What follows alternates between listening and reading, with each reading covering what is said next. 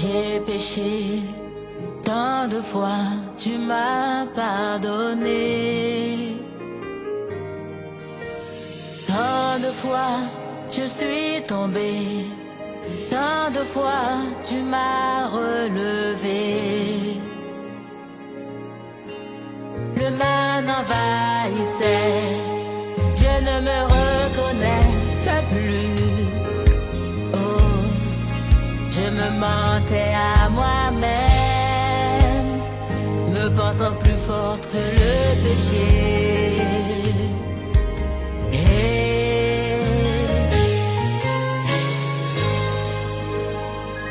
Pardon, pardon. Nous allons commencer notre dernière partie que nous allons terminer, et que nous allons terminer aujourd'hui par la grâce de Dieu, de la promesse à l'accomplissement. Amen. Amen, amen. De la promesse à l'accomplissement. Et vous remarquez que nous avons dit que la promesse était une alliance qui a des effets positifs pour les bénéficiaires. Donc, quand l'Éternel fait une alliance avec son peuple, il y a des répercussions. Dans la plupart du temps, c'est positif. Nous avons dit que c'était aussi une prophétie dont l'homme fidèle est sûr de voir son accomplissement. Nous sommes là, demandons à Dieu de nous donner sa fidélité pour que nous puissions vivre l'accomplissement de ce que la parole nous a déclaré. Et n'oubliez pas, dans Jérémie 1:12, la Bible dit que Dieu veille derrière sa parole pour l'accomplir. Amen. Aujourd'hui, nous avons vu les cas d'Abraham. Seul à seul, Dieu est venu les voir pour lui dire que sors de ton pays, de ta patrie, de la maison de ton père, je t'ai rendu grand. Et nous avons vu qu'après 25 années de troubles, 25 années de difficultés, l'Éternel a fini par réaliser ce à quoi il avait appelé Abraham, c'est-à-dire lui donner un fils qui s'appelait Isaac. Amen. En deuxième lieu, nous avons vu David. Et ce jour-là, ce n'était pas Dieu qui était venu directement lui dire, mais Dieu avait choisi un canal à la personne de Samuel, des prophètes. Amen. Et par le prophète Samuel, il est venu dans la maison d'Isaïe, il a cherché sur qui il devait déverser cette bénédiction-là, il n'a pas trouvé. Or, c'était sur celui qui était le 8e et 7e de la famille, qui était en gros son trait de paître. On est parti le chercher, c'est alors que l'homme de Dieu a déversé l'onction que Dieu avait prévue dans la vie de David. Et quand nous regardons, nous avons remarqué que c'était après 13 ans que David a accédé à la royauté de tout Israël. Et il a vécu 40 années dans la royauté sous la conduite de son Seigneur et son Dieu, parce que c'est lui qui l'avait appelé. Maintenant, on va parler d'une autre personne et on va clore sur son sujet. Nous allons parler de Joseph. Nous allons parler de Joseph, on va faire la lecture d'un livre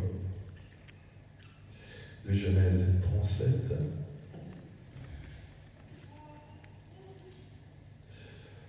On va vous lire les 3 parties.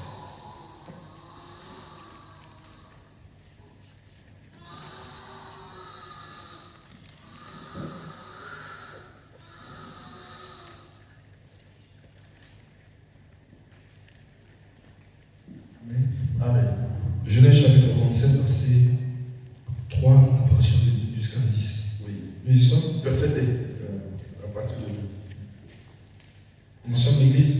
Amen. J'ai le nom puissant du Christ. Amen. Voici la prospérité de Jacob. Joseph, âgé de 17 ans, faisait paître les troupeaux avec ses frères.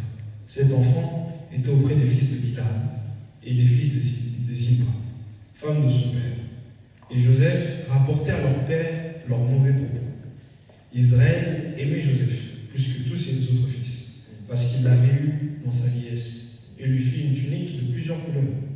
Ses frères virent que leur père l'aimait plus que tous, et le prirent en haine. Ils ne pouvaient lui parler avec amitié. Joseph eut un songe, il le raconta à ses frères, qui le haïrent encore davantage. Il leur dit, écoutez donc ce songe que j'ai eu. Nous étions alliés des gerbes au milieu des champs. Et voici, ma gerbe se leva et s'étend debout. Et vos gerbes m'entourèrent et se prosternèrent devant elle. Verset 8. Ses frères lui dirent, est-ce que tu régneras sur nous? Est-ce que tu nous gouverneras? Ils le haïrent encore davantage, à cause de ses songes et à cause de ses paroles. Il eut encore un autre songe, et le raconta à ses frères. Il dit, j'ai eu encore un songe, et voici, le soleil, la lune et 11 étoiles se prosternaient devant moi. Il le raconta à son père et à ses frères, et son père le réprimonda. Il lui dit, que signifie ce songe? Que as-tu? Que as-tu? Faut-il que nous veillions, moi, ta mère et tes frères, nous prosternons en terre devant toi? Amen. Amen. Nous allons nous lever pour acclamer la parole de Dieu devant nous. Devant nous par la Dieu. Et acclamer celui qui est vrai. Celui qui est vrai. Alléluia. Prenez place. Amen. Nous allons parler de Joseph et voir aussi les temps qu'il a traversés, les temps difficiles. Nous aussi, nous sommes en train de traverser le temps difficile parce qu'il y a une promesse qui nous a été annoncée et nous attendons son accomplissement. Et n'oubliez pas, je vous ai dit, ce qui peut hâter ou précipiter une promesse, ce n'est que l'obéissance. Si l'obéissance est à son compte, la promesse parviendra jusqu'à toi. Mais s'il y a des désobéissances, c'est compliqué. La promesse peut arriver, mais tu ne les sentiras pas comme il fallait les sentir quand tu étais dans l'obéissance. Amen. Amen. Alors, ici, on parle de Joseph. Nous connaissons tous Joseph. Il est le 11e fils de Jacob. Sa mère s'appelait Rachel. Il est le premier-né de Rachel. Amen. À sa naissance, sa mère cria, le Seigneur ajoute un fils, dont le nom de Joseph qui signifie ajouter. Amen. Alors, il était le fils le bien-aimé de son père.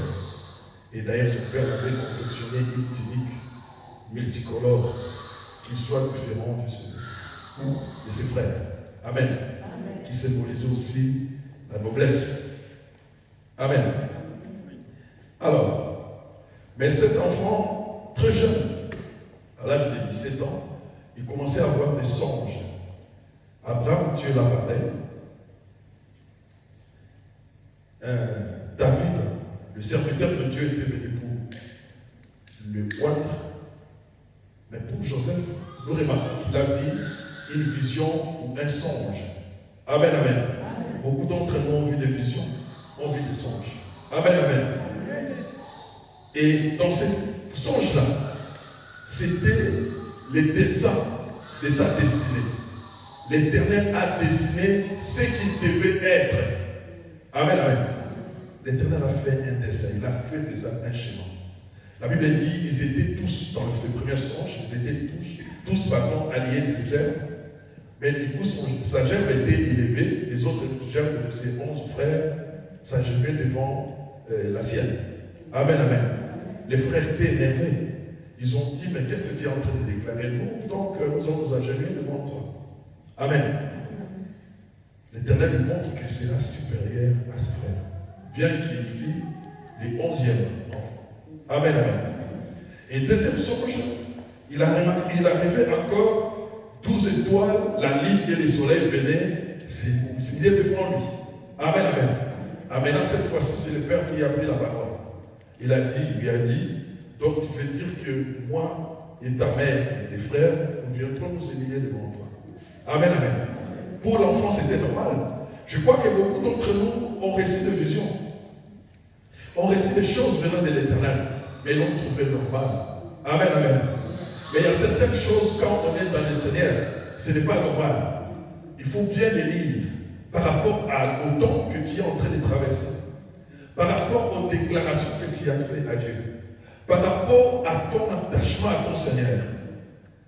Il avait oublié, c'était les desseins de sa destinée. C'était les promesses, ou la promesse que Dieu lui a montrée, ça s'accomplira de cette manière-là. Amen, amen. Depuis qu'il a vu ces songes-là, le début de sa souffrance a commencé. Amen, amen. Quand Dieu a préparé des choses pour te déverser, pour donner à ta vie, le diable le voit et le sait. Il est là pour te désactiver, te bouger. En fait, que ces choses-là puissent tarder. Ou s'il va tomber, il tombe au moment où tu es distrait. Amen, amen. Dieu t'a donné, mais à cause de la distraction qui est en toi, tu ne vois pas passer. Amen. Alors, à partir de ces jours-là, son combat a commencé. Les difficultés se sont invitées dans sa vie. Amen, amen. La première difficulté, c'était la jalousie. Amen. Il y a qui n'a pas l'argent, mais les gens se sont élevés pour les jalouser. Amen, amen, amen. Pourquoi? Parce que le Père l'aime tant. Amen, amen. Parce que le Père l'avait comme fonctionnaire intimique qui était différent des autres. Amen, amen. Parce que le Père lui avait donné une responsabilité. Tu dois gérer tes frères malgré ton âge. Amen, amen. Être responsable ne dépend pas de l'âge que tu as. Amen, amen. Celui qui est petit, s'il a le sens de la responsabilité, il peut gérer ceux qui sont grands. Amen, amen. Hier, j'ai suivi une histoire là très bien. Alors, ça m'a fait du bien. Il y a une enfant, je ne peux pas entrer dedans, une jeune fille qui avait 13 ans. Mais ce jour-là, il avait demandé à défendre son père au tribunal. Il l'a défendu et son père a été victorieux ce jour-là. Parce que sa fille s'est levée. Amen, amen. Il était enfant, mais il a confondu le grand magistrat. Le juge des avocats qui était là était confondu parce qu'il avait la connaissance. Il avait aussi l'amour de son père. Il croyait aussi à son père et il se disait dans son cœur, ce qu'on est en train d'accuser mon père, ce n'est pas vrai parce que je connais mon père. Amen, amen. Donc il y a la première chose, il avait cet attachement-là à son Seigneur. Cet attachement-là à son Dieu, au Créateur du ciel et de la terre. Est-ce que nous avons cet attachement-là? Est-ce que toi tu as cet attachement-là à ton Seigneur? Est-ce que toi tu as ce sens de responsabilité? Et toi tu as une unique nouvelle, c'est-à-dire un comportement digne des enfants de Dieu. À l'église, tout le monde se comporte comme un enfant de Dieu, mais dehors.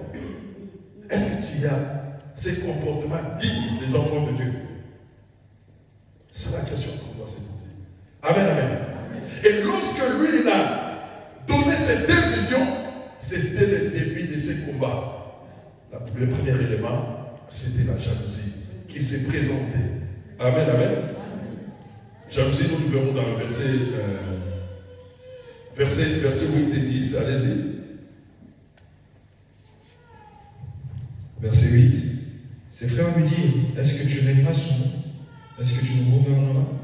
Et il le haït encore davantage. Voilà. 10. Verset 10.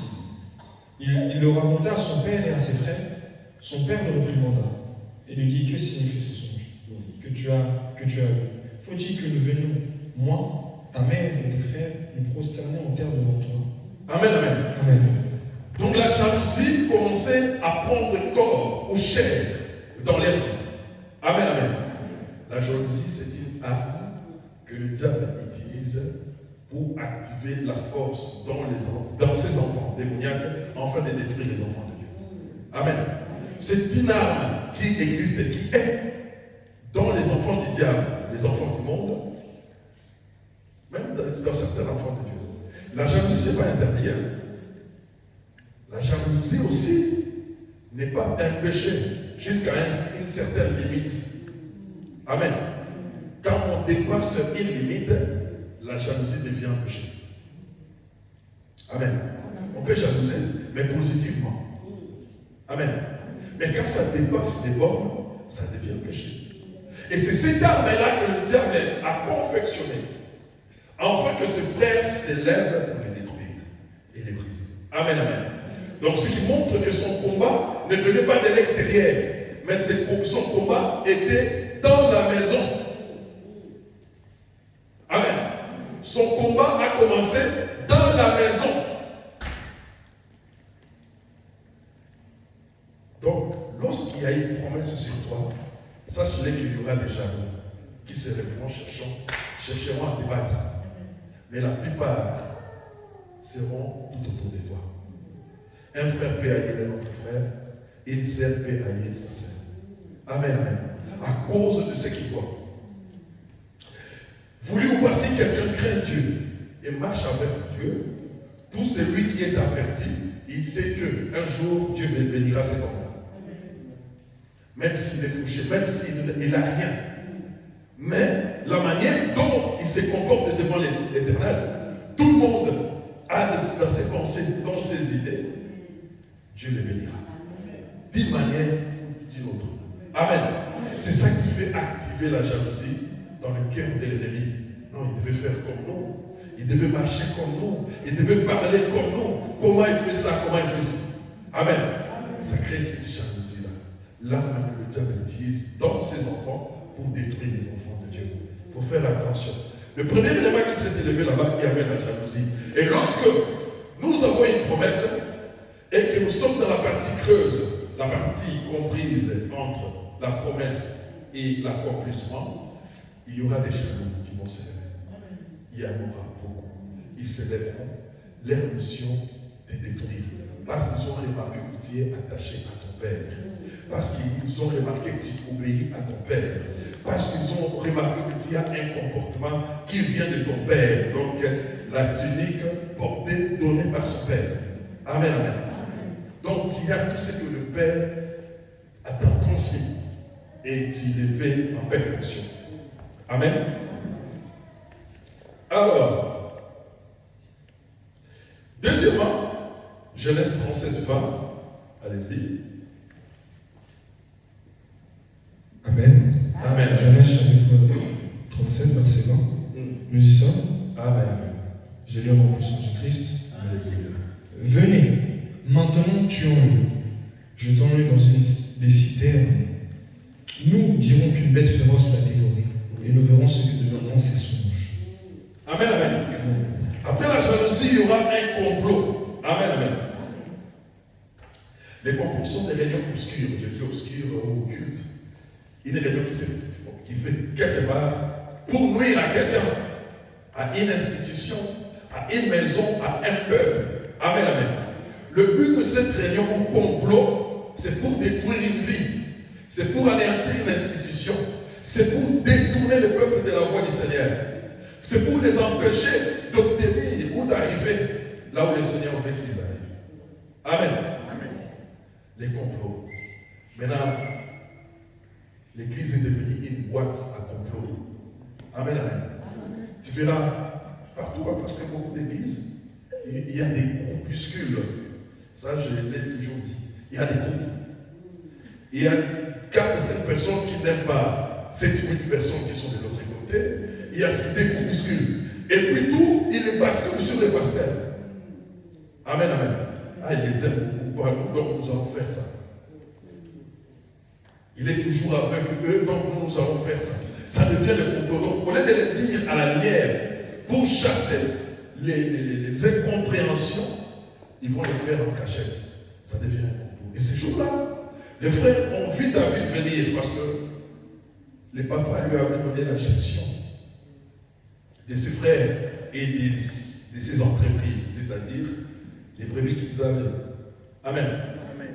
Lorsqu'ils l'ont vu de loin, on dit, voici les faiseurs des songes. Nous allons nous débarrasser de lui. Amen, amen.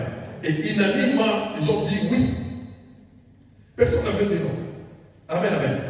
Parce qu'ils ne voulaient plus de lui. Amen, amen. La partie 13, le diable s'élève, sa mission est de détruire. Tu ne puisses pas arriver à la vision que tu as eue. Pour que tu ne puisses pas arriver à la promesse qui t'a été faite. Pour que tu ne puisses pas arriver à goûter au fruit de ce que toi tu avais planté ou semé hier. Amen. Nous avons vu des vies de gens tombé comme ça. Quelqu'un qui a fait, il a construit, pour aller habiter, on l'a tué. On l'a empoisonné. Donc il y a un complot, il y a une jalousie, quelque part. Amen. Et M. Nitam avait travaillé, il est en Europe, il a beaucoup travaillé. Il a beaucoup travaillé. Il est descendu en Afrique, il a trouvé une fiancée. Il a déjà beaucoup travaillé, nous allons construire, j'ai besoin qu'on puisse avoir un terrain construit. Ils ont eu un terrain construit. Il a attaché sa fiancée à sa meilleure amie. Mais la fiancée et la meilleure amie se sont complotés, le fiancé. Amen, amen. Ils ont empoisonné celle qui vivait en Europe. Elle est partie en Europe, dit bon, je pars, 2 mois je vais venir. En Europe, elle est partie, elle meurt. Sa famille ne savait pas qu'il avait déjà construit, il avait une maison. Il avait fait un travail. Il voulait goûter aux fruits, mais on l'a arraché ça. Amen, amen. Et Dieu intervient toujours. Dieu a fait en sorte que les deux qui se sont promis le mariage, ça va marcher. Parce que l'homme voulait l'autre femme. À l'autre partie maintenant, divulguer les secrets dans la famille. Et plus tard, la famille a récupéré cette maison-là. Amen, amen. Donc nous remarquons que lorsque quelqu'un se met pour servir une cause qui est vraie, le diable aussi se lève. Lorsque quelqu'un a une promesse et qu'il devait arriver à son accomplissement, à son terme, le diable se lèvera toujours. Sa mission de détruire, de briser. Même s'il faut ôter la vie, il faut enlever cette vie-là. Amen. Pour que tu ne goûtes pas à ce que tu as planté hier. Lorsque nous prions aujourd'hui, lorsque nous faisons l'œuvre de Dieu aujourd'hui, c'est-à-dire nous sommes en train de s'aimer. Voulu ou pas, les lendemain, nous allons récolter. Soit en bon, soit en mauvais. Soit positif, soit négatif. Amen. Le lendemain, nous allons récolter, voulu ou pas. Parce qu'à chaque chose, à chaque travail, il y a un salaire. Il y a un salaire, voulu ou pas, et il y a toujours un salaire. Alors ce salaire-là, lorsque nous avons la promesse, nous devons commencer maintenant à travailler. Parce que le fait que Dieu est en train de traverser ces moments difficiles, il est en train d'enlever aussi des impuretés dans nos vies. Pour que nous soyons en mesure de recevoir ce que lui a prévu pour nous avec beaucoup de facilité. Amen. Amen. Amen. Alors, 23, Christopher. Verset 23. Lorsque Joseph fut arrivé auprès de ses frères, ils les dépouillèrent de sa tunique, de la tunique de plusieurs couleurs qu'il avait sur lui. Amen. Amen. La Bible dit lorsqu'il est arrivé, on l'a dépouillé. Amen. Pendant la période des creuses, amen, amen. Le diable a sa mission aussi de les dépouiller, de t'enlever ce qui est important dans ta vie. Il peut tuer les gens tout autour de toi. Amen, amen. Il peut t'enlever tout ce que toi tu comptais. Il peut te laisser libre. Amen, amen.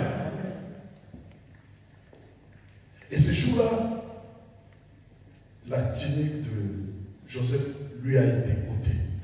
Amen, amen. La tunique, c'est le comportement, c'est l'habit que nous devons porter pour avoir un bon comportement. Amen, amen. Ce jour-là, on a, comment dirais-je, on a enlevé cela pour le faire porter la saleté, pour le faire porter ce qui n'est pas juste, pour le faire porter ce que le monde dira. Voilà ce que vous applaudissez, voilà la personne qui vous acclame. Regarde comment elle est. Amen, amen. On l'a dépouillé. Ils ont comploté, ils ont mis cela en action. Le diable mettra tout en action pour détruire et anéantir ta vie. Pendant cette période-là. Mais il y a une seule chose qui peut te soutenir, c'est quoi? C'est la parole que Dieu a déclarée sur toi. C'est la vision que tu as vue. C'est la parole déclarée par l'homme de Dieu qui sera roi, comme on a déclaré à David. C'est ça qui est ton soutien. Aussi longtemps que tu n'as pas encore vu l'accomplissement, aussi longtemps que tu n'as pas vu l'accomplissement, tu ne mourras pas. Tu veux voir la puissance et la grandeur de Dieu. Amen. Amen, amen. Alors, là on l'a dépouillé. on l'a enlevé tout et on voulait détruire et anéantir sa vie. Amen. Je vous donne l'exemple de Job. Amen. Pour détruire Job, le diable l'a dépouillé. Il a pris, sauf sa femme. Amen. Pourquoi on n'a pas touché sa femme? Amen. Qui peut avoir une idée? Qui a une idée?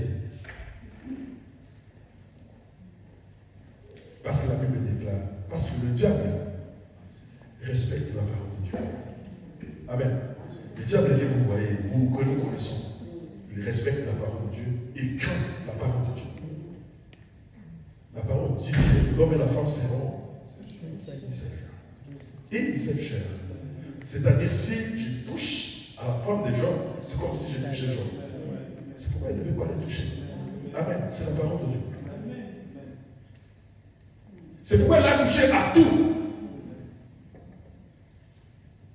Mais il a laissé Job. Nous allons dire ça. Job 2. Allez-y, Job 2.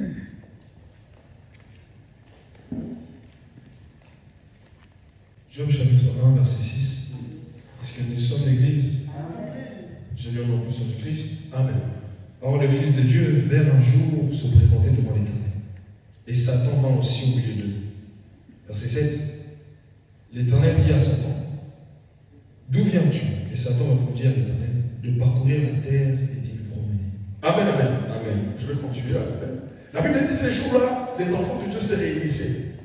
Et le diable était venu là. Amen, amen. Le diable a le droit de venir dans les assemblées. Nous nous réunissons ici, le diable est là. Si nous ne le voyons pas, mais il a aussi ses agents qui viennent. Amen. Mais lui, il a demandé d'où viens-tu? Il a dit de me promener. La mission du diable est errance perpétuelle. Il est tout le temps comme ça. Il descend, il monte, il descend, il monte. C'est sa mission. Amen, amen. Là où il trouve des failles, il frappe, il passe. Il voit des autres côtés, il frappe. Toujours comme ça. Amen, amen. Et lorsque Dieu a posé cette question, il a répondu comme il a répondu là. Et Dieu a dit, attirez ma prie mon serviteur Job. Dieu a commencé à témoigner Job. Les qualités de Job. Amen, amen. Mais après de pouvoir témoigner les qualités de Job, Satan dit, à l'église on dit, l'homme peut essayer pas battre. Amen. C'est pas pour rien que Dieu a donné ces choses-là. Amen, amen. C'est pas pour rien. Parce que toi, tu l'aimes. Et en aimant, nous rentrons là où Dieu a parlé. Amen. Dieu a parlé. Il a parlé de Job. Je donne le témoignage de Job que Dieu a fait. Verset 8. Oui. L'Éternel dit à Satan, as-tu remarqué mon serviteur Job? Oui. Il n'y a personne comme lui sur cette terre, sur la terre. C'est un homme intègre. Intègre. Donc il dit l'intégrité. Pendant les moments creux, l'intégrité doit être ton partage. Celui qui est intègre, c'est une personne qui est juste. Il sait voir ce qui est faux et il sait ce qui est vrai. C'est une personne intègre. Allez-y. Intègre et droit. Voilà, la droiture, c'est la craignant Dieu. Il craint Dieu et se détournant du mal. Il se détourne du mal. Dieu lui a donné ces éléments-là. Il a dit, regarde comment est mon serviteur.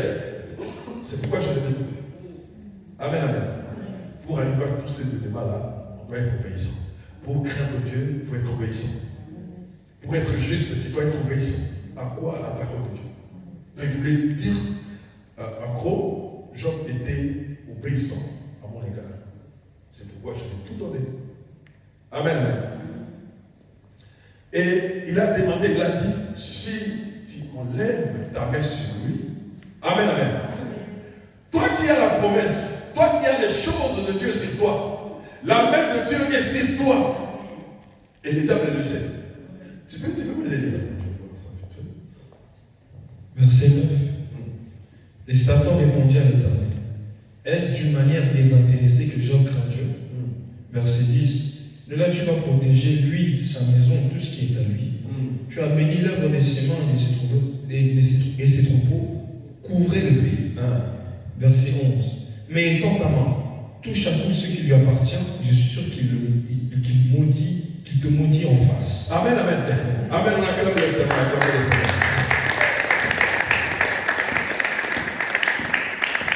La vie étant ta main touche à ce qui lui appartient, c'est-à-dire détruire. Notre Dieu ne détruit pas. Amen. L'Éternel ne détruit pas, il est là pour nous faire du bien, nous bénir. Amen, amen. Donc, nous devons savoir, quand nous sommes dans l'obéissance, la main de Dieu est sur nous. Et la main de Dieu sur nous, c'est ça notre protection. Quand le diable vient, il remarque effectivement, il y a une main que je ne peux pas enlever. Amen. Ou il y a une main que je ne peux pas remettre à sa place. C'est la main de Dieu. C'est ça qui assure notre protection, la sécurité de nos familles. Tu vois, il a étendu. C'est comme une racine s'étend jusqu'aux enfants. Ça couvre tout. Amen, amen, amen. Il a dit, ôte ses mains ta main. Étends ta main. Tu vas voir, il va te maudire en face. Amen. Mais Dieu a étendu sa main. Il a permis au diable de faire ce qu'il voulait, mais il ne l'a pas maudit. Amen. Il était toujours obéissant, assis dans la parole de Dieu pour vivre la grandeur de notre Dieu. Amen. C'était un moment difficile, mais la chose qui te couvre, c'est la parole qui a été déclarée sur ta vie.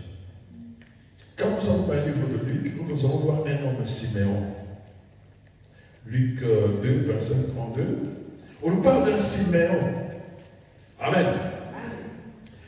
La Bible dit, le Seigneur avait déclaré à Siméon qu'il ne mourra pas sans avoir vu le salut d'Israël.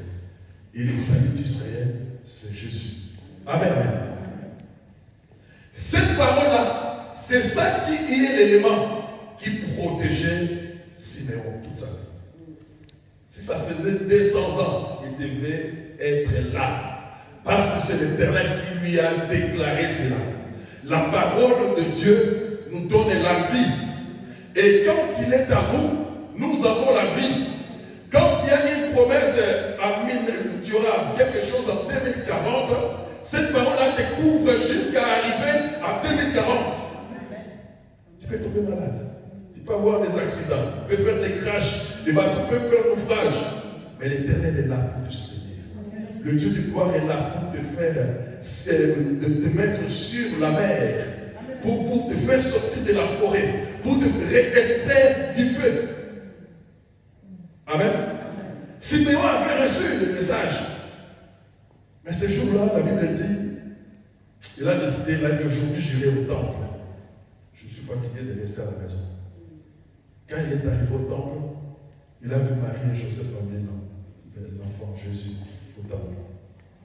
Amen. Amen. Lorsqu'il a vu, le Saint-Esprit l'a soufflé. Amen. Amen. Il a dit, ce qui retenait ta vie sur terre, celui-là est arrivé. Si tu vis aujourd'hui et que tu es encore là, c'est parce que tu attendais ce qui est en train d'arriver. Il va aller voir. La Bible dit, il est parti, il a touché Jésus et il a glorifié l'Éternel. Il a dit, Seigneur, maintenant ton serviteur peut partir parce que j'ai vu les saluts du Seigneur. Amen, amen. Ce qu'il a protégé, ce qu'il a gardé pendant tous ces temps, c'est la parole qui a été déclarée. Quels que soient les moments difficiles que tu dois traverser, pensez à ce que Dieu t'a dit. Pensez à la vision que l'Éternel t'a montrée. Pensez à l'oracle ou ces déclarations faites sur ta vie. Pensez à cela. Amen. Alors,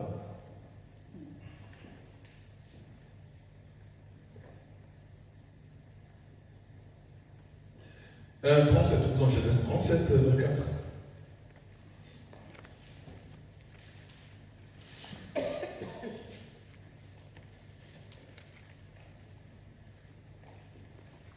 Chapitre 37, verset 24. Nous y sommes. Amen. Je lis au nom de Jésus-Christ.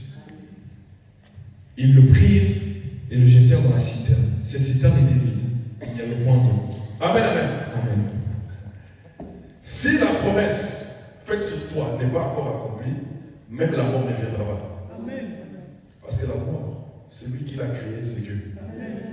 Amen. Amen. On l'a jeté dans les citernes, mais se trouvait des serpents d'eau. Parce que les citernes étaient vides. Il n'y avait pas d'eau. Mais peut trouver des serpents logés là-bas. Vous pouvez les mordre. Amen. On l'a jeté là-bas pendant un moment. Mais il y avait son frère Ruben qui les étudiait, il a dit, il faut que je fasse sortir mon fils et le faire rentrer à la maison. Amen. Il était parti chercher, je crois, une corde. Il était parti un peu loin. Il a dit, la nuit, je vais mettre une corde et je vais le faire sortir. Je vais le faire sortir du trou. Quand son frère est arrivé, il a vu qu'on a ramené déjà les frères. Amen, amen. Son frère était déjà venu par les manéadites qui passaient là-bas. Il a pleuré amèrement parce qu'il avait l'intention de le faire sortir de cette situation. Amen. Amen. Ben là, je veux dire quoi? Il y a une promesse. Il y a une bénédiction qui t'attend. Mais il y a un cadre que Dieu a préparé pour recevoir cette bénédiction. Donc même, il y a toujours un cadre. Il y a toujours quelque chose que Dieu, l'endroit que Dieu a préparé pour que tu puisses recevoir cette bénédiction-là. Ce jour-là, lorsque Joseph partait en Égypte, il disait que je me suis éloigné de ma famille. Or, Dieu l'a mis dans les cadres où il devait obtenir sa bénédiction.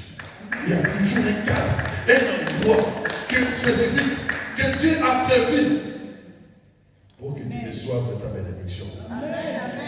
Mais aujourd'hui, nous ne sommes pas au temps de Joseph ou autre. Et quel est l'endroit que Dieu a prévu pour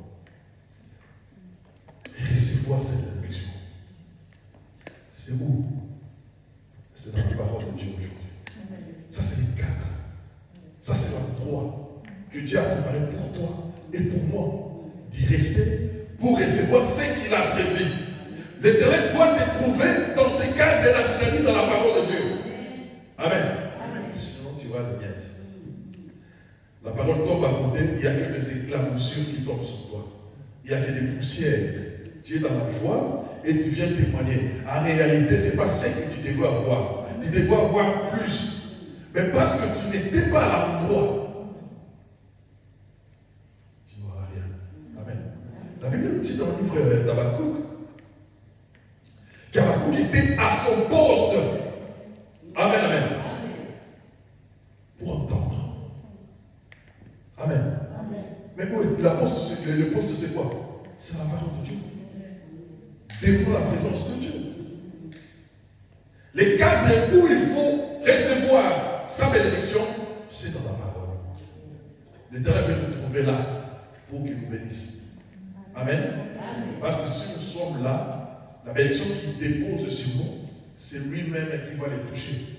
Amen. Parce que je vous dis toujours, l'homme de lui-même est incapable de recevoir une bénédiction venue de la part de l'Éternel.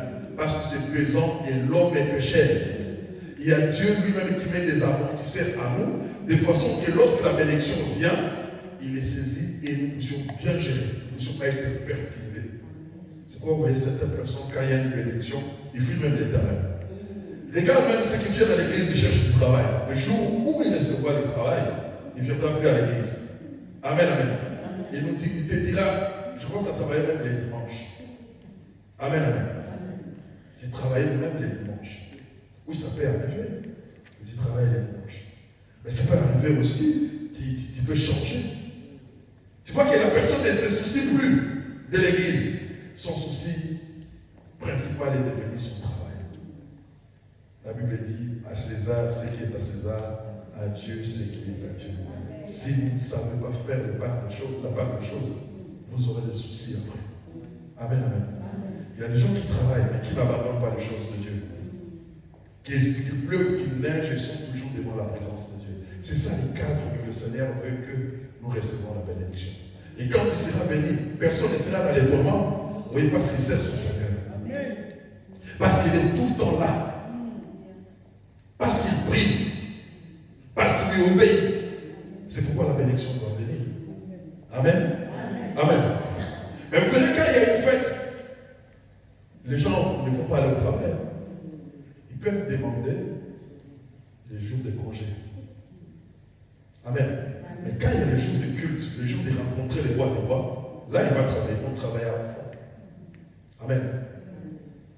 Nous devons faire attention. Il y a un cadre spécifique. que Dieu a préparé pour lui, afin de l'amener dans la bénédiction. Amen, amen.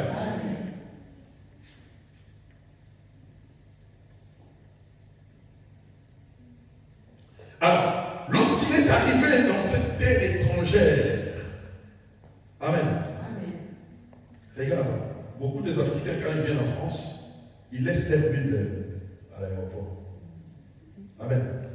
Ou soit ils laissent leur chrétienté à l'aéroport. Ici, quand ils rentrent maintenant, ils se sentent libres. Je peux faire ce que je veux. Personne ne me voit, personne ne sait où je suis. Amen, amen.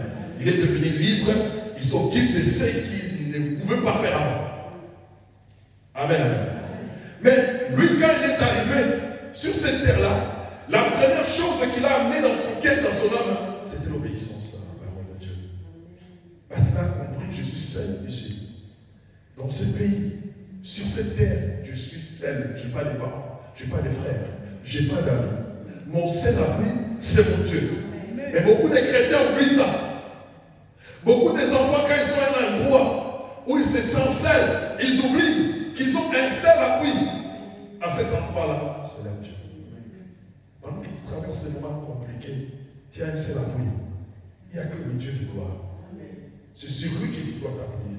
C'est à son nom que tu dois t'attacher pour vivre la gloire de Dieu. Amen. Je vais vite. Et lorsqu'il est arrivé, il a mis l'obéissance avant. Par son obéissance, il est attaché à Potiphar. Amen, amen. Alléluia. Après avoir été attaché à Potiphar, c'est la femme de Potiphar qui est venue le chercher. Amen.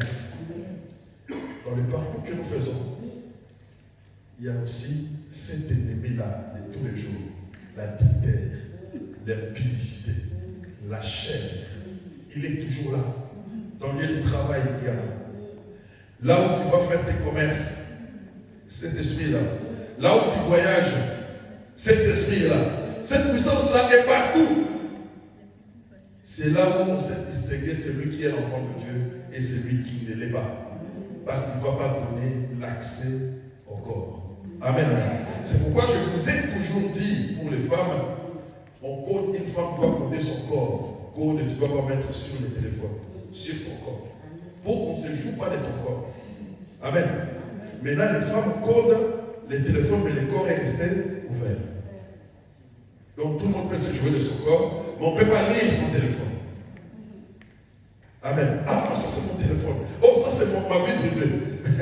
C'est plus privé. Ton corps qui doit être privé. Amen. Et cette puissance-là a suivi Joseph jusqu'à l'Égypte.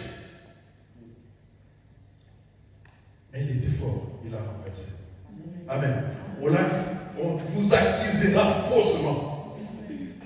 Pendant les temps creux, pendant les moments compliqués. On va vous acquiser faussement. Et ce jour-là, on l'a acquisé faussement. Amen. Lui qui était esclave, il est devenu encore un prisonnier. On l'a mis dans la prison. Esclave, mais dans la prison. Amen. Amen. Je vais le dire. Ces choses-là nous arriveront. Arriveront à ta vie. Si tu ne sais pas les gérer, c'est fini. Si tu ne sais pas gérer ça, c'est fini, c'est bon. Et après, entré en prison, il a fait des songes. Les autres ont fait des songes. Il y avait un boulanger et c'est lui qui sème le vin. Dans la main de Pharaon, le déroulé un songe, la même main. Souvenez-vous, au départ, c'est lui qui avait les songes. C'est son père qui interprétait. Mais ces jours-là, c'est les autres qui ont des songes. C'est lui qui devait interpréter. Amen. Un enfant de Dieu doit avoir la sémence de son père. La sémence de ton père. Ce que ton père est, ce que toi tu dois être. Amen. Son père interprétait. Il lui dit quand il a vu les étoiles, les 12 étoiles, la lune et le soleil, il sait que les 12 étoiles, ce sont ses enfants. La lune et le soleil, c'est lui et sa femme. Et qui devaient vénérer leur fils. Il a donné l'explication. Et ce jour-là, le Saint-Esprit, comme il était au jour de son père, entra à Joseph pour lui dire la chose. Amen. Quand le Saint-Esprit est rentré, il lui a fait dire ce qu'il fallait dire. Amen. Ces gens-là, un est mort, l'autre est sorti de prison. Je vais vite. Mais il est resté encore en prison 2 ans. Ma soeur, mon frère, il arrivera que tu perds patience. Tu vas te dire en toi-même. Il y a beaucoup qui disent d'ailleurs, moi je fais des prières pour les autres, ils guérissent, mais moi ça ne marche pas. Amen. Moi je fais ça, ça marche pour les autres. Mais pourquoi moi ça marche pas? Il y aura, à un certain moment, tu vas commencer à te poser de telles questions. Mais moi je dis des choses, les choses se sont réalisées. Pourquoi ces gens-là sont partis et ne se souviennent plus de moi? Et je suis encore resté 2 ans en prison. Amen. Un bon jour à la plaine, il devait se retrouver devant Pharaon. Amen, amen. Pharaon avait descendu aussi. Tu vois, 2. Il devait faire l'interprétation. Il a fait l'interprétation. Après avoir fait l'interprétation, c'est quel verset ça? 41, chapitre 41.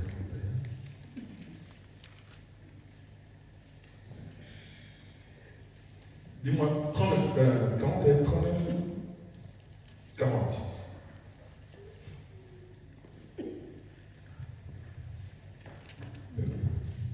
Genèse 41, verset 39. 40. Nous y sommes. Amen. Amen. Amen. Je mets mon sang de Christ. Amen, amen.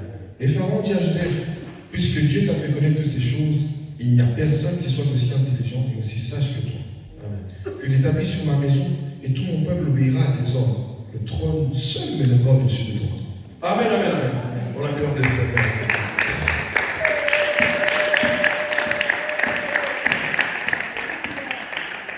En un jour, tout a commencé à basculer.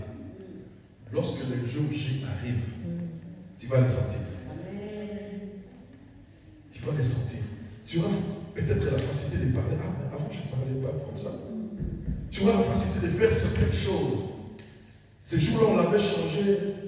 On lui a donné une tunique encore. Il devait se présenter devant Pharaon. Mais quand il a croisé Pharaon, Pharaon l'a enlevé là où il était esclave. Et lui a donné le trône, presque le trône d'Égypte. Amen, amen. Il a dit, à l'exception de mon trône, tu gouvernes tout Israël et pardon, tout Égypte. Donc Joseph est devenu le gouverneur général de l'Égypte. Les mêmes jours. Amen. Continuez. Après avoir devenu le gouverneur, allons-y. Verset 42. Verset 41, pardon. Pharaon dit à Joseph, vois, je te donne le commandement de tout le pays d'Égypte. Oui. 42. Pharaon ôta son anneau de la main et le mit à la main de Joseph. Il le revêtit d'habits de fin lin et lui mit un collier d'or au cou. Amen, amen, amen. Le jour où il a rencontré Pharaon, ce jour-là, on lui a donné le pouvoir de la vie et la mort sur n'importe qui. Parce qu'il avait le sceau du roi. Il pouvait annuler ou restaurer. Il pouvait détruire et faire vivre par l'anneau que Dieu lui a donné. Pardon, Pharaon lui a donné. Amen, amen. Donc, c'est-à-dire, lorsque nous arrivons maintenant à notre accomplissement, nous devenons encore plus forts, plus puissants. Parce que Dieu lui-même est en train d'agir dans notre vie. Il nous donne l'ascension parce que nous sommes lui dans la poussière. Les gens nous regardent différemment. Ceux qui t'ont insulté hier, ceux qui ont parlé mal de toi hier, aujourd'hui vont commencer à t'applaudir. Et ensuite, tu as la force de choisir qui tu veux à gauche ou à droite, d'être devant ou derrière toi. Parce que tu as les sons. Tu as la puissance de Saint-Esprit. Amen. Donc là, ça commence à. Les réalisations commencent à se faire. Allez-y. Verset 43. Oui. Il le fit monter sur le char qui suivait le sien. Et l'on criait devant lui, à genoux. C'est ainsi que Pharaon lui donna le commandement de tout le pays d'Égypte. Et verset 44. Et dit Amen, amen. Il ne connaissait pas l'Égypte. Ces garçons-là, il était esclave. Lorsqu'on l'a arrêté, il commencé directement à travailler dans le champ de Potiphar. Amen. Après, on l'a mis encore en prison. Après plusieurs années, il est sorti de la prison. En sortant de la prison, on lui fait connaître tout l'Égypte en un jour. Amen, amen. Donc, tu n'as rien perdu, ma sœur. Mon frère, tu n'as rien perdu. Ne dis pas parce que je n'ai pas encore touché à la promesse que c'est fini. Non. En un seul jour, toutes ces choses-là, tu peux les réaliser. Et ce jour-là, il a connu l'Égypte en un seul jour. Et tout le monde les vénérait. Celui qui est esclave, tout le monde s'agenouillait devant lui. Et dit que celui-là, il est le roi de Dieu. Amen. Donc il ne faut pas pleurer. En un seul jour, tu peux essuyer les larmes. En un seul jour. Et tu oublieras tous les douleurs que tu as passées en prison. Amen, amen. Alors, comment 4? Il dit encore à Joseph, je suis fort, et sans toi, personne ne lèvera la main ni le pied dans le pays d'Égypte. Amen. Sans toi. Donc, c'est-à-dire, moi, je ne porte que le nom. Mais celui qui va exécuter toutes choses, c'est toi. Lorsque nous arrivons à ce niveau-là avec le Seigneur, c'est nous qui exécutons les choses, mais au nom de notre Dieu. Ah, oh. Nous allons faire tout au nom de notre Dieu, parce qu'il nous a donné l'autorité, mais en utilisant que son nom pour entrer ici dans tout cela. Amen. En un seul jour, ces choses-là lui sont données. 47, là aussi j'aime aussi. Pharaon appela Joseph du nom de Tasfanat. On a changé le nom. Parce que son nom c'était Ajoute. Mais la Bible dit, on l'appelle Savnat Panea. Donc on a changé son nom, qui signifie celui qui révèle les choses cachées. Amen. Son nom est devenu le révélateur des choses cachées. Savnat Panea. Amen, amen. En même jour, le nom est changé. Amen. Toi, comme on connaît le nom, toi, comme on insulte, on a mis un nom en cachette, tu sais pas ce nom-là. Mais sache-le que le jour arrivera où ce nom-là sera ôté. Et l'Éternel va faire en sorte que le vrai nom qui est à toi puisse apparaître. Amen, amen. Allez-y. Et il lui donna pour femme Asnath. On arrête là. Il lui donna pour femme Asnath. Vous qui pleurez le mariage, c'est aussi une bénédiction. L'Éternel a donné une promesse et ça doit l'accomplir. La Bible dit, en un seul jour-là, on lui a donné une femme. On a donné la dot. On a fait la fête. On a loué la salle. On a loué le cortège. On a fait tout. En un seul jour. Amen, amen. Pas qu'un jour. On lui a donné une maison. On lui a donné un palais. Où il doit habiter avec sa femme. Si on pouvait avoir des enfants en un jour, amen, un jour, on pouvait avoir un jour. Amen, amen. En un seul jour. Parce que c'était le jour de sa bénédiction. L'Éternel lui a donné tout en un seul jour. Amen. Ça, c'est la grandeur. Amen. On acclame le bas de gloire. Il est puissant, le Seigneur parfait.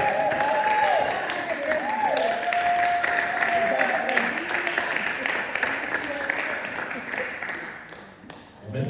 Amen. Je crois que je dois presque arrêter là. Tu vois, en un seul jour, Dieu accomplit. Et quand nous commençons à voir le temps qu'il a souffert, il a fait 13 années de souffrance. Il a quitté son père à l'âge de 17 ans. À partir de 17 ans, sa souffrance a commencé. Jusqu'à ce que le jour où il a apparu devant Pharaon, il avait 30 ans. Amen. Il a souffert pendant 13 ans. Et ta souffrance, ma sœur, mon frère, a fait combien de temps? Tes difficultés que tu as, c'est combien de temps déjà aujourd'hui? Si tu n'es pas encore arrivé 13, continue à être dans l'obéissance. L'Éternel lui-même va ouvrir une porte quelque part. Amen, amen. Regarde Abraham, on le croyait vieux. Mais lorsque Sarah était morte, la Bible dit, Abraham s'est marié. Mais il a eu aussi des enfants. Amen. Il a eu des enfants, après la mort de ces femmes. Donc, c'est-à-dire, Dieu sait faire les choses. Il ne peut pas te faire passer à côté des choses qu'il a prévues pour toi. Mais il suffit pendant cette période de complications, il suffit pendant cette période de difficultés, nous devons commencer toujours à regarder vers lui. Parce que n'aie pas mort, n'aie pas peur de la mort. Ne te dis pas mon âge est avancé. Ne te dis pas mes portes sont fermées. L'Éternel lui-même organise toutes choses. Il sait ouvrir des portes. Il sait gérer ton âge comme il a géré celui d'Abraham. Regarde-moi. En une seule journée, un seul jour, gouverneur, les cortèges, des maisons, mariage, faire le tour de l'Égypte, la connaissance de tout l'Égypte. Et tout le monde, en un seul jour, s'agenouillait quand il passait.